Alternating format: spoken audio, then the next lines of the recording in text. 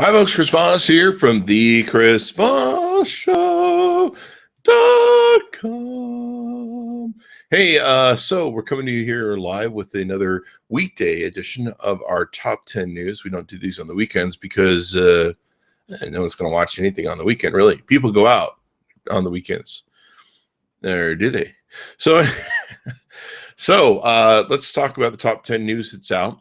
YouTube has, according to their official blog, a new app that's come out, the YouTube Kids app, a way for enslaving young children to grow up to learn to watch YouTube videos as the new TV.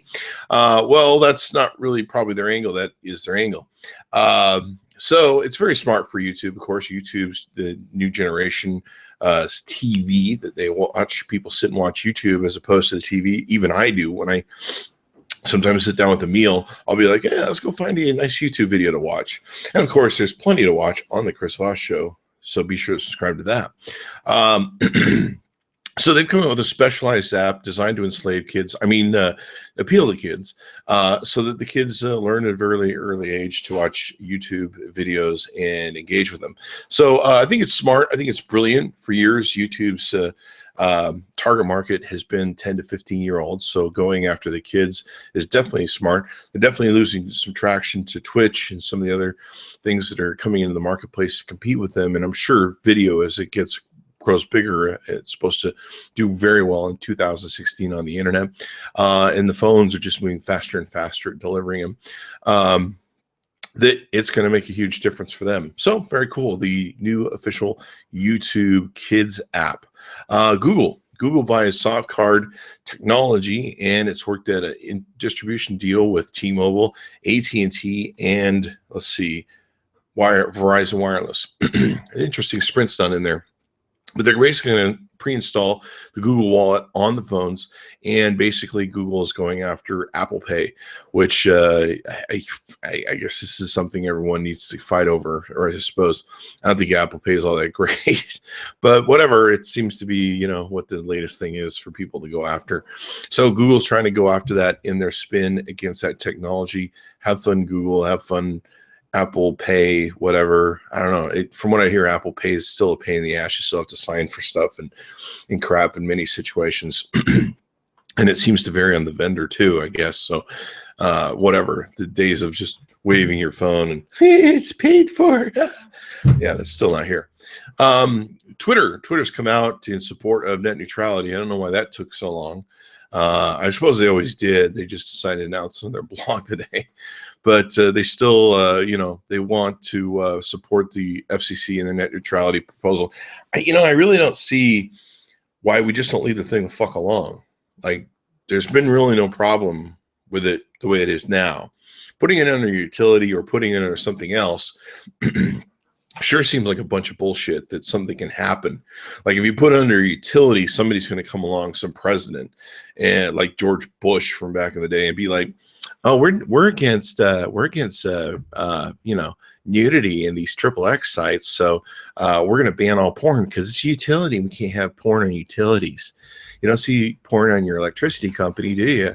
No. You don't see porn on your telephone company, do you?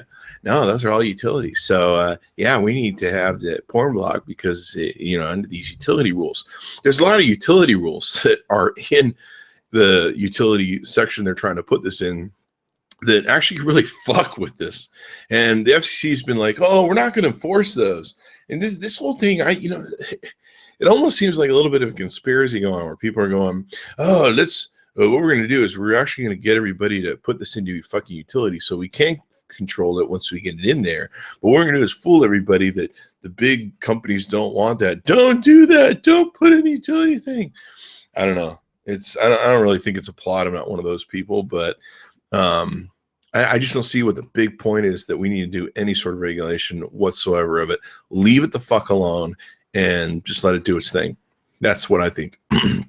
So, and it's just a fight over power. I mean, basically, the FCC wants to be able to control it in some way or fashion. So it is a fight over control, and the FCC is going to have control of it. So there you are. Recode has an article that's pretty interesting. The Twitter Oscar numbers dropped and the TV ratings sank. Their I guess their Twitter ratings dropped by 6%. Their TV ratings were even worse on the Oscars. So the big news is the Oscars were on TV this last weekend, and what I think about it, my official commentary.